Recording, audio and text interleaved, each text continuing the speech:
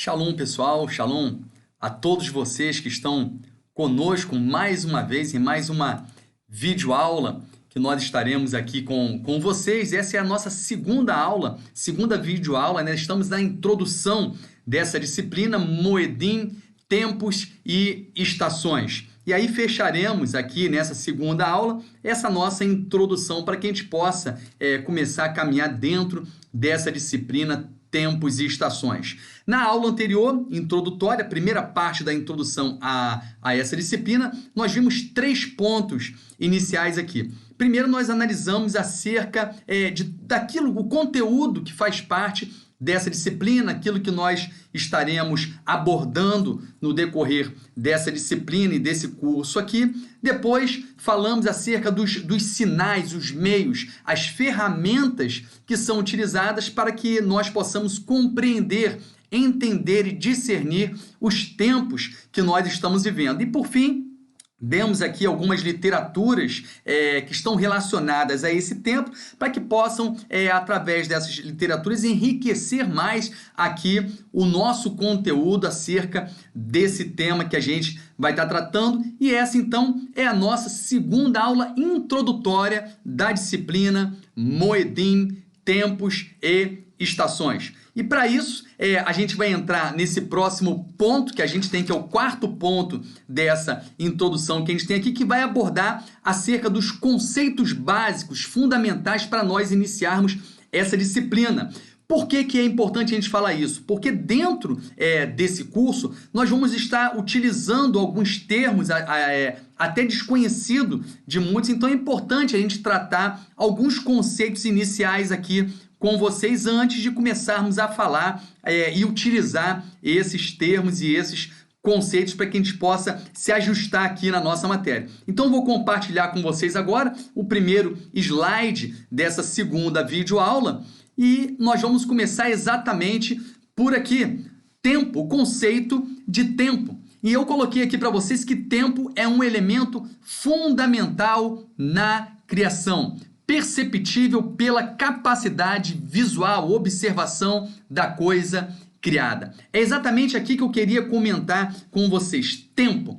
Tempo é algo fundamental, principalmente no tempo que nós vivemos, né? Porque o tempo hoje é algo tão valioso, o valor dele é tão grande que, inclusive, existe um tempo, né? Um termo que é muito utilizado que diz que nós não podemos perder tempo, né? Então, o tempo hoje tem um valor muito grande. E assim também é dentro da Torá, desde o início, desde a criação, nós vamos ver isso, o tempo já havia um valor muito grande que era dado ao tempo pelo próprio Eterno. E é esse valor que eu quero resgatar com vocês aqui. Então, na verdade, o valor do tempo e de sua compreensão já havia sido estabelecido pelo Eterno desde a criação. Eu sei que vocês vão achar estranho essa frase que eu vou colocar para vocês aqui agora, mas escuta bem, vamos entender a partir daqui o que eu quero dizer para vocês. Havia um tempo, antes do tempo, que era diferente do padrão de tempo que nós temos. O que eu estou dizendo aqui é que antes do tempo e da marcação e o estabelecimento do tempo para o homem, já havia um tempo antes disso. Um tempo que era diferente daquele padrão que nós temos hoje. Como que você percebe isso? Quando você olha para a criação, quando você olha lá para Gênesis capítulo 1, deixa eu ler com vocês aqui, Gênesis capítulo 1, é o primeiro texto que a gente já vai estar tratando aqui nessa aula. Gênesis capítulo 1, lá no início, lá na criação, no capítulo 1, no versículo 14 e 15, vai dizer assim: Deus disse, haja luzes no domo do céu para separar o dia da noite, que eles sirvam de sinais. Para quê? Para as estações, dias e anos, e que eles sejam luzes no domo do céu para dar luz à terra. E assim aconteceu. Deus fez as 2 grandes luzes, a luz maior para governar o dia e a luz menor para governar a noite e as estrelas. Deus as colocou no domo do céu para darem luz à terra, para governarem dia e noite e para separarem luz das trevas. E Deus viu que isso era bom. Assim houve tarde e manhã, o quarto dia.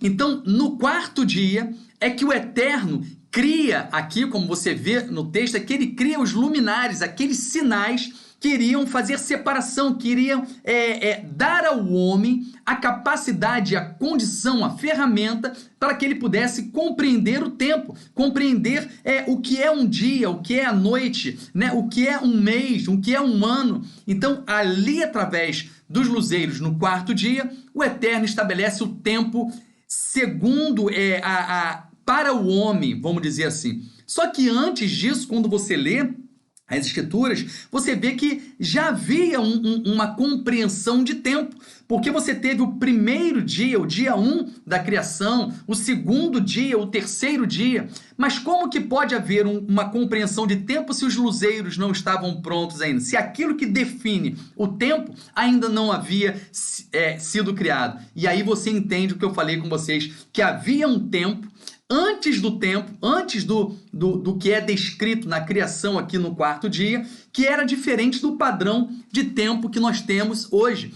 Esses instrumentos, esses luminares foram estabelecidos para determinar o tempo para o homem, mas havia um tempo antes desse tempo aqui estabelecido no quarto dia da criação. Então é a primeira coisa que eu queria deixar claro aqui para vocês. E o outro ponto interessante e importante nessa aula introdutória, segunda aula introdutória, é que é através da coisa criada, é através daquilo que o Eterno cria e que é visível ao homem que nós recebemos a capacidade de discernir e compreender os tempos. Espero que você esteja acompanhando isso. Esses são conceitos fundamentais que vão estar acompanhando a gente durante todo o nosso curso aqui, Moedim, Tempos e Estações. Por quê? Nós vamos ver que através da observação nós temos a capacidade para discernir o tempo propício que nós estamos vivendo.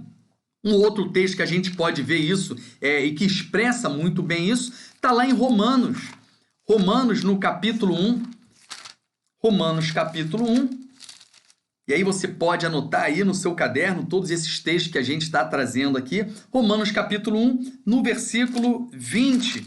Romanos 1, 20 vai dizer assim: desde a criação do universo, suas qualidades invisíveis, seu poder eterno e sua natureza divina são claramente vistas, pois elas podem ser entendidas mediante as coisas que ele criou.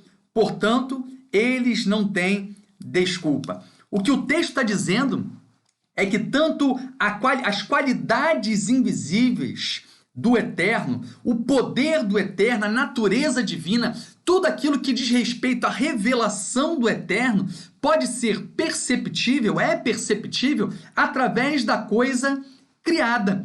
E aqui nós temos também no quarto dia, quando o Eterno cria a coisa criada aqui do texto romano, quando o Eterno cria os luzeiros, ele cria para que o homem, através da observação da coisa criada, possa então compreender os tempos. Então, a observação visual é algo que vai estar presente o tempo todo aqui dentro dessa disciplina, necessidade de se observar. Olha bem, vamos acompanhar. Como isso já é algo muito presente na vida do povo de Israel, do povo judeu. Quando é que eles sabem que chegou o tempo propício chamado Shabat? Quando é que eles sabem que terminou um dia e vai iniciar um novo dia? Através da observação visual. É em observar que o sol está se pondo, que surge uma primeira estrela no céu, eles sabem que ali dá início a um novo tempo. Então você vê a observação visual presente o tempo todo aqui para discernir e compreender os tempos. Uma outra questão, você vê o início do mês. Quando se inicia? Como é que o judeu sabe que se iniciou um novo mês, chamado de Rosh Chodesh? Ao observar o primeiro facho de luz do sol que reflete na lua. Quando aquele primeiro facho reflete na lua, alcança a lua, inicia ali um novo mês, Rosh Chodesh. Mas Shabat e Rosh Chodesh é um tema que nós falaremos adiante, separado aqui, para a gente falar também da importância desses tempos estabelecidos pelo Eterno. O importante aqui é a gente ver a importância desde já da observação.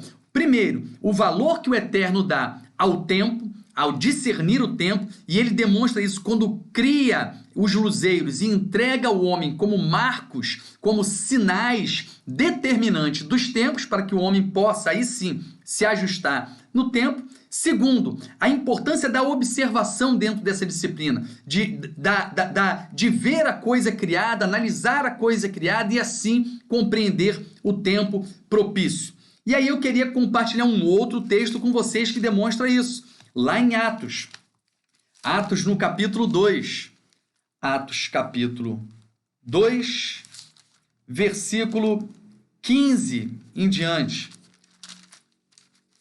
Vamos lá, Atos 2, do versículo 15 em diante, aquele momento de Shavuot, o Pentecoste, que eles estão cheios do Espírito ali, e diz: essas pessoas não estão bêbadas, aqueles que estavam ali observando e vendo as pessoas falando naquelas línguas ali, falaram: essas pessoas não estão bêbadas, como vocês supõem, são apenas 9 horas da manhã. Olha como é que o texto traz uma relação de tempo. Elas não estão bêbadas, elas não estão embriagadas como vocês estão imaginando, tendo em vista que são apenas 9 horas da manhã. Não, isso é o que foi predito pelo profeta Joel. Adonai diz, aí cito o texto: nos últimos dias, olha só como é que esse texto está rico acerca de tempos. Nos últimos dias derramarei meu espírito sobre todas as pessoas, seus filhos e filhas profetizarão, seus jovens terão visões, os velhos terão sonhos, até mesmo sobre meus escravos, homens e mulheres, derramarei do meu espírito naqueles dias. E eles profetizarão, realizarei milagres em cima no céu e sinais embaixo na terra. Sangue, fogo, fumaça espessa. E observa agora, o sol escurecerá e a lua se transformará em sangue, antes do grande e temível dia de Adonai. Nós vamos ver mais adiante, em aulas posteriores, quando nós começarmos a analisar os tempos, que esse grande dia do Senhor demarca, na verdade, característica da segunda vinda do Mashiach, chamado de o grande e temível dia de Adonai. Mas veja que estabelece sinais para que a gente consiga discernir o final dos tempos. Diz aqui: o sol escurecerá, a lua se transformará em sangue. E eu consigo obter isso através do quê? Da informação visual, da observação que eu tenho. Então, mais uma vez, trazendo a importância da nossa capacidade de observar a coisa criada, para aí sim discernir e compreender os tempos. Nós temos isso também lá em Mateus capítulo 24.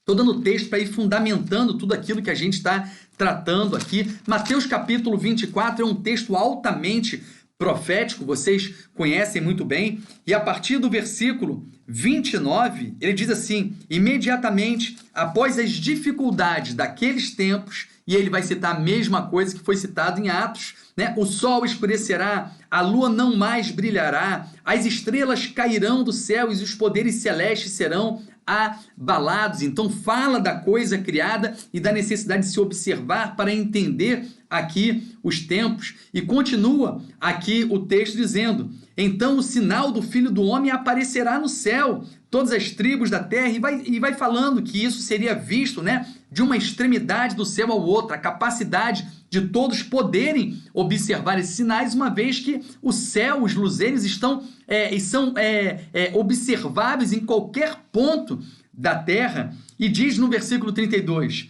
que a figueira lhes ensine uma lição. Quando os ramos brotam e as folhas aparecem, vocês sabem que o verão está próximo. Agora vou lá para o versículo 42. Não, no 36 ainda. Quanto ao dia e a hora ninguém sabe, nem os anjos do céu, nem o Filho, apenas o Pai. Porque a vinda do Filho do Homem será como ocorreu nos dias de Noa. Então o texto primeiro fala que a figueira precisa nos ensinar algo. E o que a figueira nos ensina? acerca da observação, porque diz, assim como a figueira, quando ela está brotando e as folhas aparecem, nós sabemos que o verão está próximo. Da mesma forma, ao observar a capacidade visual, observar a coisa criada, eu também consigo discernir e ter a percepção e a compreensão do tempo que está chegando, do tempo propício que está chegando. E diz ainda o texto, o dia e a hora, o momento exato, pode não ter sido dado, revelado a você, assim como o dia da vinda do Mashiach, o dia, a hora, ninguém sabe. Mas a aproximação do tempo, isso sim nos foi dado compreender através da observação dos tempos, dos sinais estabelecidos para marcar os tempos estabelecidos, os tempos proféticos. Por isso que diz depois, porque a vinda do Filho do Homem será como ocorreu nos dias de Noé. Então, quando eu olho e vejo que os dias que eu estou vivendo, que está ao meu redor, o ambiente é exatamente igual ao tempo de Noé, então eu sei que está próximo o dia da vinda. Então, o que eu queria trazer, a importância, o valor do tempo que o Eterno dá ao homem, porque ele entrega esses sinais para estabelecer os tempos ao homem, demonstrando o valor que é dado ao tempo, e ainda a necessidade da observação, né, da coisa criada para nós podermos discernir os tempos. E é isso que nós vamos fazer durante toda a nossa disciplina, utilizar a capacidade visual, a observação, para discernirmos os tempos através da observação da coisa criada, sol, lua, estrelas, e aí você começa a se adaptar a tudo isso que a gente está trazendo. Eventos que ocorreram na história do povo de Israel, nós vamos ver que os eventos, ao observarmos os eventos e o que aconteceu, nós temos também uma ferramenta para se compreender e discernir, então, também os tempos. Vamos então ao próximo, nosso próximo slide, fechamos esse aqui dos conceitos básicos e fundamentais, outros a gente vai trazendo à medida que a gente vai tratando da matéria aqui. Então eu quero compartilhar com vocês aqui o nosso próximo slide, que está fundamentado nesse quarto dia da criação, como você pode dizer, e nós vamos falar acerca da função, a função dos luzeiros, né? O que Gênesis, o Eterno, ao criar os luzeiros, o que diz a Torá acerca da função, né, desses luzeiros quando eles foram criados. Então, lá em Gênesis capítulo 1, no versículo 18, Gênesis capítulo 1, no versículo 18, vai dizer assim, vamos ler com vocês. Na verdade, eu não vou ler só o 18, né? O 18 só fecha dizendo que isso era bom, que essa função, os luzeiros, quando cumprem essa função, essas 5 funções que eu coloquei aqui, eles ao cumprirem essas funções, quando isso é uma realidade na nossa vida, isso é bom. Porque diz lá, haja luzeiros, luzes, lá no versículo 14, no domo do céu, o texto que eu já li com vocês aqui, para separar dia e noite. Então, primeiro ponto, os luzeiros foram criados para fazer separação entre o dia e a noite, para a gente poder discernir quando é dia e quando é noite. Depois ainda, que diz que eles foram criados para sinais. A palavra sinal aqui é ot.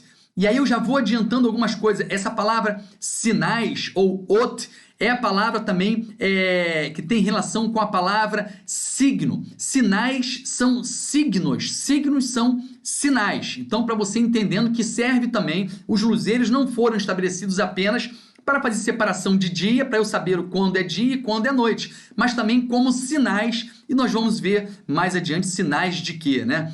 Ainda diz, para determinar as estações.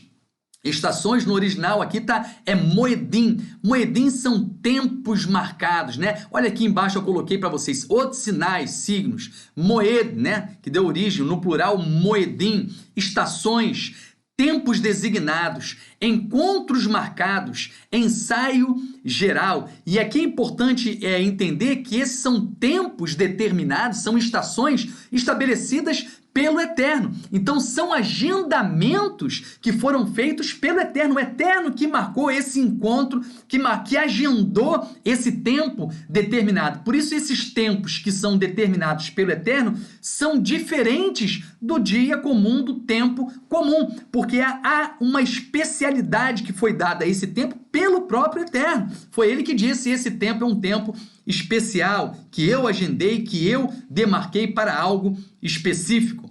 Depois, diz ainda, aqui o quarto ponto, para dias e anos. Então, os luzeiros demarcam quando é dia e quando é noite, mas para dias e anos, veja que está no plural, porque ciclos de dias, uma semana, né? Então os luzeiros demarcam também, servem para demarcar a semana, o ciclo semanal, o ciclo mensal, como nós já falamos, a lua aqui como o elemento principal, demarcando o início de uma sequência de um mês ali, para demarcar os anos. Então eles servem também para isso.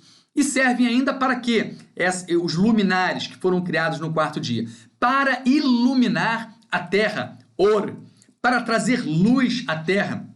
E esse trazer luz aqui, que a gente está abordando nesse assunto aqui, é muito mais do que a luz materializada, como algo físico, né? Mas essa luz está dizendo também que esses luminares trazem luz, trazem revelação. Luz é aquilo que revela algo. Quanto mais luz eu tenho, mais a capacidade que eu recebo de observar e de ver detalhes presentes ali. Então, luz tem a ver com revelação. Então, os luminares trazem revelação, revelam os próprios tempos, uma vez que ele está relacionado aos tempos. Então, essas aqui são funções que são importantes a gente ter em mente aqui desde já. Tá ok, gente? E aí, dentro desses tempos, aqui com o desenvolvimento dessa nossa disciplina, nós vamos ver que os meses são fundamentais.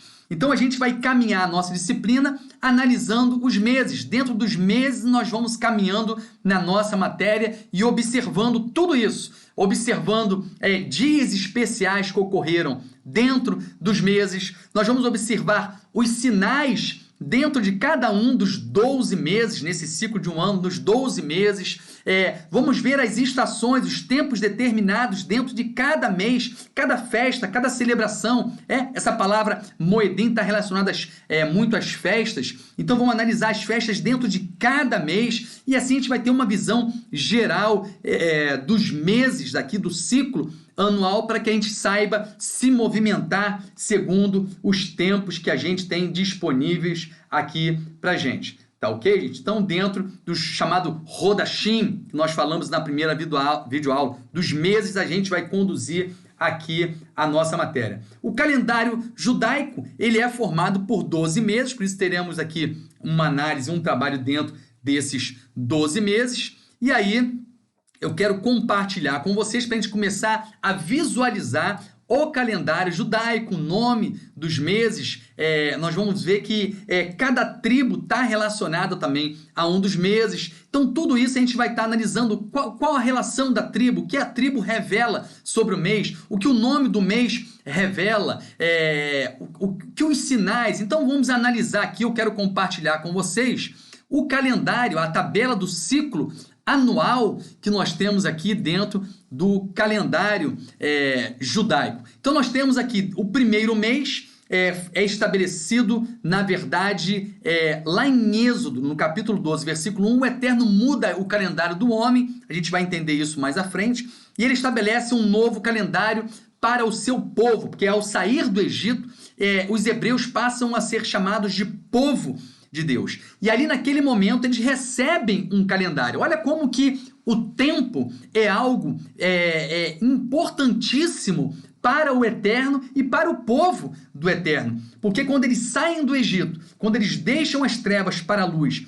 e o Eterno chama eles de meu povo, o primeiro mandamento, a primeira mitzvah que eles recebem como povo, entenda, como povo, é o calendário, o ciclo de um tempo, é a possibilidade, a ferramenta para compreender os tempos. E aí você vê tamanha importância que o tempo possui para quem é povo de Deus. E aí nós temos aqui, eu fiz uma tabela básica que a gente vai caminhar no decorrer da nossa disciplina, começando por esse tempo que o Eterno estabelece lá em Êxodo capítulo 12, que é o mês de Nissan. Ali era Pêssar. Então ele diz, esse mês, o mês que vocês saem do Egito, que eu liberto vocês do Egito, que era o mês chamado Nissan, esse vai passar a ser o primeiro mês do calendário de vocês. E ali o Eterno estabelece o mês de Nissan, que no nosso calendário bate ali entre o mês de março e abril, é o mês de Nissan, o primeiro mês que a gente tem aqui. A tribo é Judá, a Mazalot, a gente vai falar isso aqui, eu vou explicar para você. O sinal no céu é o sinal de um cordeiro. Nesse tempo, a estação é a primavera, a posição oriente, e aqui você tem os 12 meses. A gente vai trabalhar isso aqui devagar, mas importante é você ter em mente e anotado já aí essa tabela. O primeiro mês, então, mês de Nissan, março, abril. Segundo mês, Iar, abril, maio. Terceiro mês, Sivan. Quarto mês, Tamuz. Quinto mês, Menahem. Sexto mês, Elu. Sétimo mês, Tisrei. Oitavo mês, Marreshivan ou Reshivan. Nono mês, Kislev. Décimo mês, Tevet. 11º, Shevat. E 12º, Adar, que alguns anos nós temos Adar 1 e Adar 2 para se fazer um ajuste no tempo, uma vez que não há uma precisão nos meses aqui, porque na verdade o ciclo do Sol, ele estabelece o tempo dos meses ali, então, e esse ciclo dele, que são 29 dias e algumas horas, então tem que ter um ajuste de tempo em tempo aqui, por isso que alguns anos nós temos Adar 1 e Adar 2. Então esses são os meses que a gente tem aqui para compartilhar com vocês. Nós vamos fazer a análise do significado de cada um desses meses e Nissan vai ser o primeiro mês que a gente vai estar trabalhando aqui dentro desse tempo que a gente vai estar na disciplina aqui. A segunda forma de compreensão dos tempos são as tribos, que eu também já coloquei, disponibilizei para vocês, 12 meses, 12 tribos, e temos 12 sinais, ou signos, ou mazalot. A gente vai estar falando sobre isso aqui com vocês. Então, é o assunto que, na verdade, a gente vai estar abordando com vocês aqui.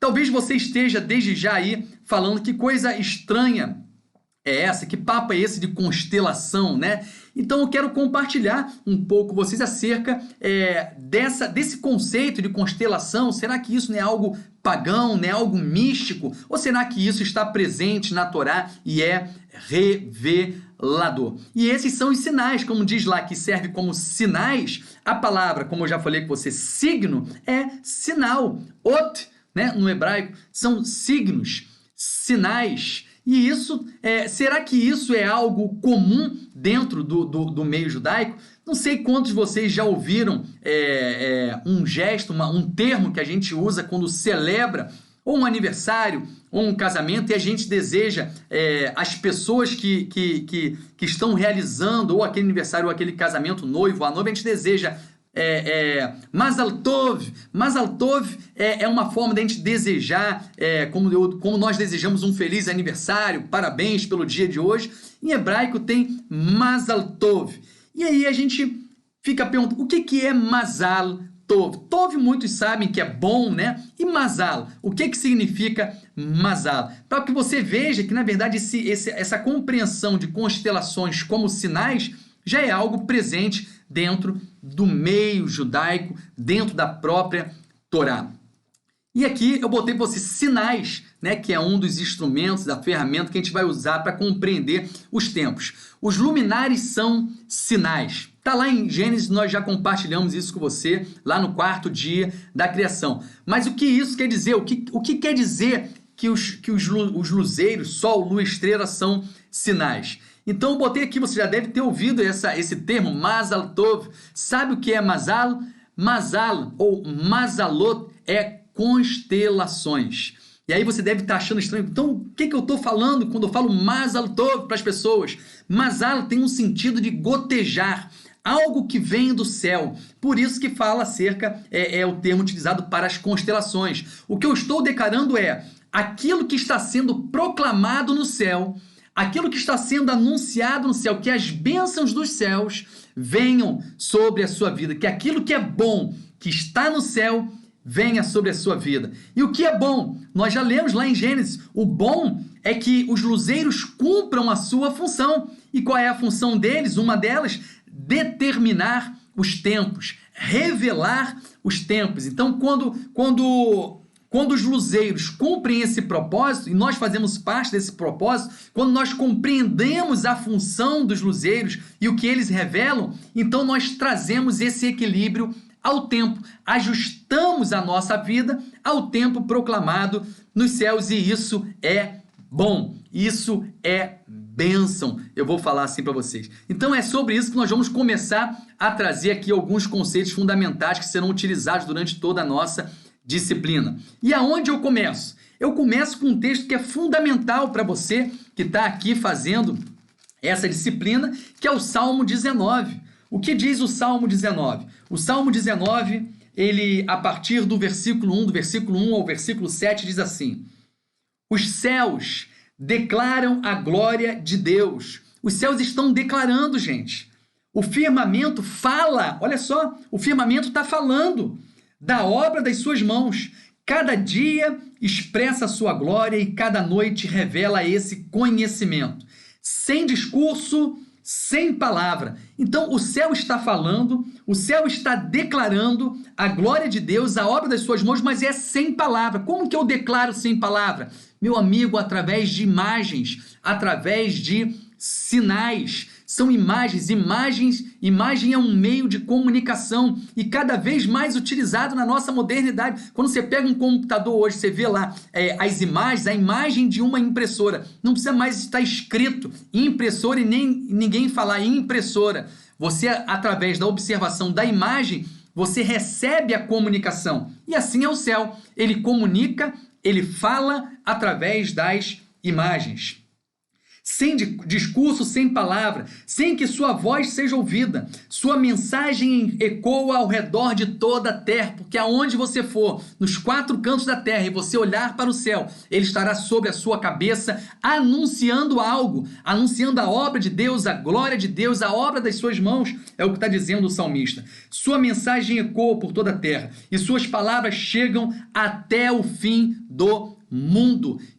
Alcança todas as gerações e propaga a história de todas as épocas, de toda a eternidade. Até o fim do mundo ele está narrando e contando a história. Neles, Deus estende o sol e aparece como um noivo. Veja, o texto está relacionando o sol ao noivo. Vai juntando as peças aí, meu amigo.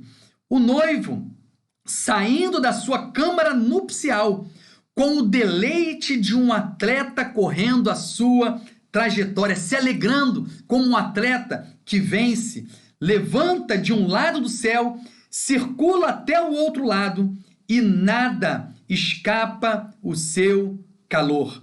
A Torá de Adonai é perfeita e restaura a alma. Então diz que o sol, que o Eterno estabelece o sol para revelar a glória dele, para declarar, proclamar. E como que essa proclamação acontece? O texto diz, o sol vem como noivo, como um atleta. O noivo, gente, eu não preciso falar para vocês que é a figura do Mashiach. Então, há uma relação, sim, do sol com a figura do Mashiach aqui presente. E o que acontece? Diz que ele vai percorrendo o céu, ele percorre um caminho no céu. Grave essa palavra, caminho no céu percorrido pelo sol, que é algo que vai nos acompanhar também aqui. E ele diz que ele percorre esse caminho como um grande vencedor, né? Como um atleta que ali declarando, levando luz àquele caminho que ele está percorrendo, é o que diz o texto aqui.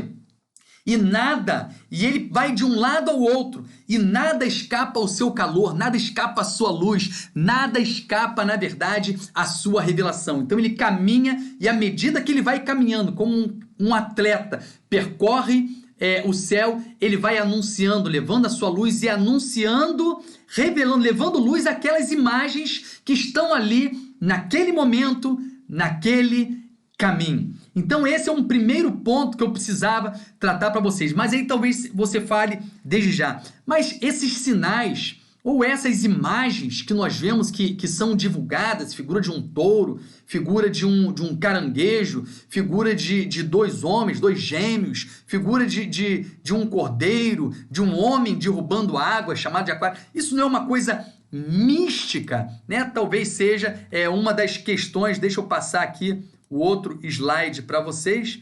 Isso não seria uma questão mística? E é isso que eu quero compartilhar agora. Não podemos confundir astronomia com astrologia. Astronomia é uma ciência que estuda o movimento dos astros, os astros e seus movimentos. A astrologia é a relação mística com isso. E nós não estamos falando aqui de misticismo e de astrologia. E isso tem texto para combater esses que buscam o lado místico, né? O poder que esses luzeiros teriam sobre a sua vida. Não é isso que nós estamos tratando aqui. Porque Isaías 47, 13 e 14 vai dizer assim... Isaías 47, 13 e 14. Você está esgotado com todas essas consultas, que astrólogos e observadores de estrelas, horoscopistas e a previsões mensais apresentam-se e a salvem. Olhe, eles serão como a palha, o fogo os consumirá. Então, o próprio Eterno, através do profeta Isaías, falando contra aqueles que consultam os astros para saber o que vai acontecer da sua vida no dia seguinte, se é um dia propício para o amor, para o trabalho. O Eterno é totalmente contra. Isso é abominação. Está claro aqui pelo profeta. Isaías 40, 26, todavia, vai dizer o mesmo profeta, só que agora vai falar o seguinte... Voltem os olhos para os céus. Vejam quem criou essas coisas. Ele traz seus exércitos em sequência. Chama cada um pelo nome. Por meio de seu grande poder e de sua força absurda, nenhum deles se perde. Então, o mesmo movimento que fala para não olhar e não consultar, diz agora para voltar os olhos para o céu e ver quem os criou. Nós temos ainda o Salmo 19, que foi lido aqui, que mostra que o céu revela a glória de Deus. Se ele revela, eu preciso ler e ver e ouvir o que ele está proclamando, e ele proclama através de imagens, como nós falamos aqui. Ainda no Salmo 50, versículo 6, Salmo 50, versículo 6, vai dizer, os céus proclamam a sua justiça, pois o próprio Deus é o juiz. Então, se o céu está proclamando algo, eu quero olhar e ouvir através da observação, lembra de Romanos, que nós falamos aqui, através da observação, eu quero ouvir a voz que está sendo proclamada no céu. Salmo 119, versículo 89, todos esses são textos, na verdade, que vocês precisam ter aí para fundamentar esse tema que a gente está tratando aqui. Salmo 119, no versículo 89, diz assim, tua palavra dura para sempre.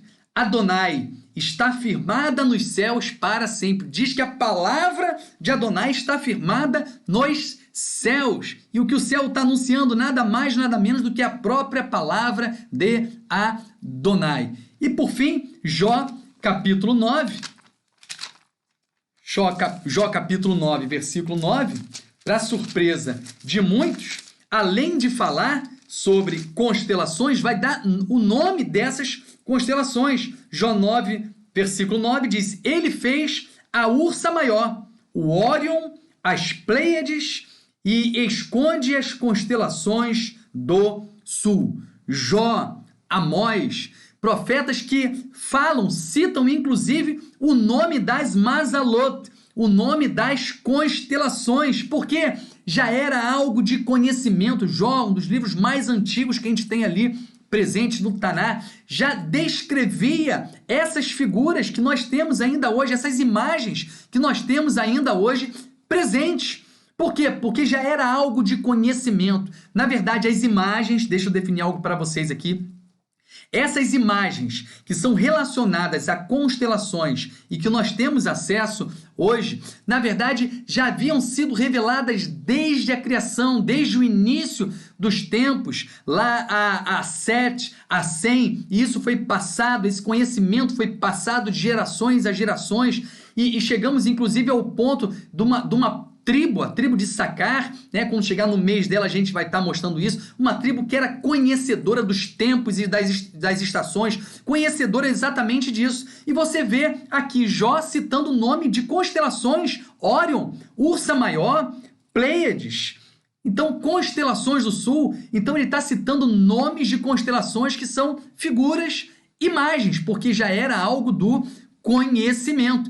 Então, na verdade, essas imagens, deixa eu compartilhar mais um slide com vocês, essas imagens que nós temos aqui presentes, na verdade, elas não são imagens, não são imagens da mitologia, embora ela esteja na mitologia hoje, a origem delas não é a mitologia. Na verdade, elas existiam e a mitologia as tomou como seres e como divindades ali. Então, houve uma profanação. Então, nós não temos figuras mitológicas que estão sendo utilizadas por nós, mas nós temos imagens que foram reveladas pelo Eterno ao seu povo para a compreensão dos tempos e que foram profanadas no decorrer do tempo.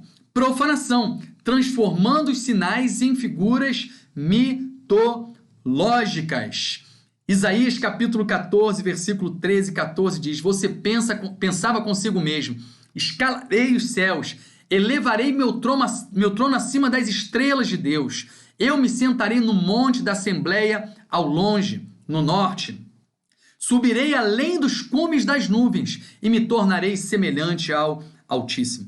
Sempre foi, a profanação é algo que está presente em toda a história, em toda a Torá. Sempre se buscou profanar aquilo que é santo e não é diferente aqui com essas imagens que são vinculadas às constelações. Se eu apresentasse aqui para vocês hoje um tridente, muitos iam ficar chocados, né? Poxa, ele está me mostrando um tridente. Tridente não é algo pagão, não é algo maligno. Meu amigo, o tridente estava lá como um dos utensílios do tabernáculo, descrito lá em Levítico, utilizado para fazer um movimento, para movimentar o sacrifício que era colocado ali no altar de holocausto. Todavia, o tridente foi profanado com o tempo. Então, isso é uma profanação. Assim aconteceu também com as imagens relacionadas às constelações, aos sinais, aos signos, às mazalot que estão nos céus. E aí eu queria demonstrar com vocês e começar a trabalhar aqui esse conceito. A gente já está se aproximando aqui para encerrar essa introdução à disciplina Moedim, Tempos e Estações, mas eu preciso compreender então esse caminho, porque nós vamos nos guiar por esse caminho feito pelo Sol, descrito aqui no Salmo 19. Por falar em profanação e o Salmo 19, o próprio Sol foi, na verdade, profanado. O Sol é a figura do próprio Mashiach, do noivo, como a gente vê aqui no Salmo 19. Todavia, com o passar do tempo, o Sol se tornou uma figura de uma divindade, o próprio deus Mitra, Nimrod. A figura do Sol é vinculada e é profanada ali também. E como o Salmo 19 diz que o Sol percorre um caminho, você diz que caminho é esse que o Sol percorre? E esse é um conceito que vai estar presente aqui dentro da nossa matéria, que é o conceito de eclíptica. Eclíptica é o nome que é dado a esse caminho percorrido pelo Sol. Como você vê aqui, o Sol percorre um caminho. Talvez você diga, não, mas não é o Sol que percorre o caminho, é a Terra que gira. Perfeito, só que é chamado, na verdade, como o ponto que nós observamos é daqui da Terra, então há um chamado caminho aparente do Sol. Esse caminho que está descrito no Salmo 19 é um caminho aparente, porque ao observador da Terra, ele está percorrendo um caminho, ele está em movimento a partir daquele observador que está aqui fixo na Terra. E a esse caminho é chamado eclíptica, que na imagem de vocês, essas duas linhas paralelas em amarelo, que é o caminho percorrido pelo Sol. O nome desse caminho é eclíptica. Esse é um nome que a gente vai estar comentando em todo o decorrer da nossa disciplina. Então, eclíptica, o conceito está aqui, é a circunferência imaginária, veja bem, imaginária, correspondente à trajetória aparente do Sol. Veja, uma trajetória aparente do Sol na esfera terrestre. Então é esse caminho, é esse percurso que vocês observam na imagem aqui, o percurso do Sol, que será instrumento para que a gente possa observar o que o céu está proclamando, porque na medida que esse herói, como diz aqui o texto, que esse noivo, como um atleta, né, e aqui está a figura do Sol, à medida que ele vai percorrendo, há nesse caminho constelações, sinais, que quando o Sol percorre e traz luz a ele, é como se estivesse proclamando, falando, proferindo aquela história que está pintada através dessas imagens. E só para vocês terem um exemplo, eu vou pegar então aqui o primeiro mês, o mês de Nissan, para a gente saber aonde que o Sol se encontra, todo o ciclo anual, aonde que o Sol ele aparece dentro desse caminho, para que você comece a ter uma ideia do que acontece. E aqui, essa primeira constelação, esse primeiro Mazal aqui, né? Então, ao analisarmos essa constelação, por exemplo, no caminho do Sol, há um caminho que você tem essa figura,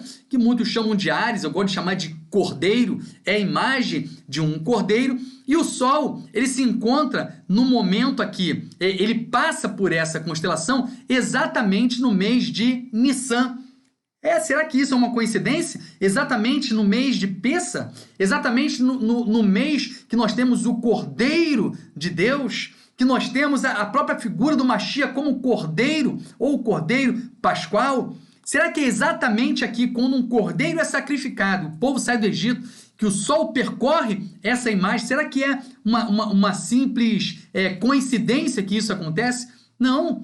O cordeiro e esse tempo revela exatamente tudo que é propagado na celebração de Pêssar no mês de Nissan. Por isso que o Sol está ali nesse mês anunciando. Então é isso que a gente vai estar vendo no decorrer da nossa disciplina. Isaías 53:7 diz: ele foi oprimido e humilhado, mas não abriu a sua boca. Como um cordeiro foi levado ao matadouro, e como ovelha muda perante os seus tosqueadores, ele não abriu a sua boca. Então, quando o Sol está percorrendo essa casa, essa imagem, esse cordeiro está anunciando exatamente Pêssar e toda a obra que envolve Pêssar e toda a obra da primeira vinda do Mashiach, que a sua primeira vinda foi como um cordeiro.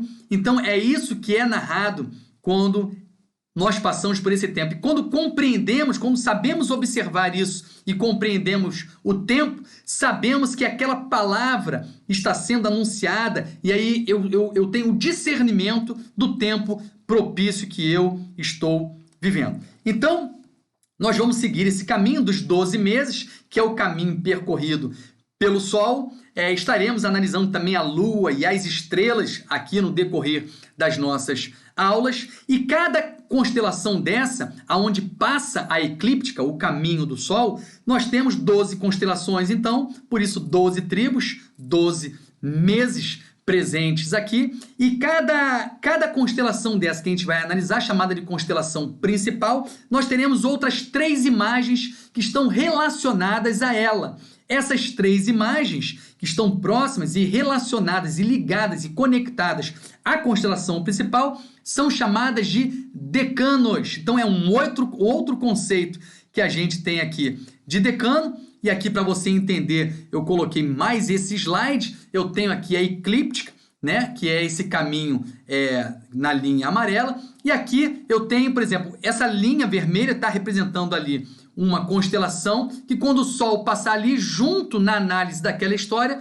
nós teremos análise também dos decanos. E aí eu coloquei mais 3 ciclos, no mínimo 5, no mínimo 3 decanos a gente vai estar analisando, porque cada imagem vai tratar de uma história e os decanos são histórias conectadas à história principal. Então são todas imagens que nós vamos estar analisando aqui do céu, proclamando a glória de Deus, anunciando os tempos estabelecidos aqui. Então são os decanos. Eu quero trazer uma imagem geral de todas as constelações, de todas as imagens que nós estaremos tratando aqui. Você vai ver e contemplar, vai parecer uma loucura de tanta imagem diante de você, mas no decorrer da nossa disciplina você vai compreender. Mas eu quero apresentar para você aqui, olha aqui, todo o ciclo percorrido pelo Sol, todas as imagens estão presentes aqui, são imagens que a gente vai estar analisando e você vai ver a profundidade, a beleza, o anúncio da glória de Deus, o Salmo 19 se tornando uma realidade quando nós estivermos analisando cada uma dessas imagens aqui que foram profanadas com o tempo e que a compreensão da verdadeira revelação foi perdida também no decorrer do tempo. Eu vou compartilhar com vocês uma tela para mostrar mais ou menos o que a gente vai estar tratando para podermos então finalizar aqui a nossa introdução. Então deixa eu compartilhar aqui com vocês e poder aqui mostrar para vocês. Olha aqui, eu estou compartilhando a tela. Essa linha dupla aqui, ó, paralela aqui, é a chamada eclíptica, né? É o caminho que o Sol percorre. Eu estou passando o meu cursor aqui, você está conseguindo visualizar.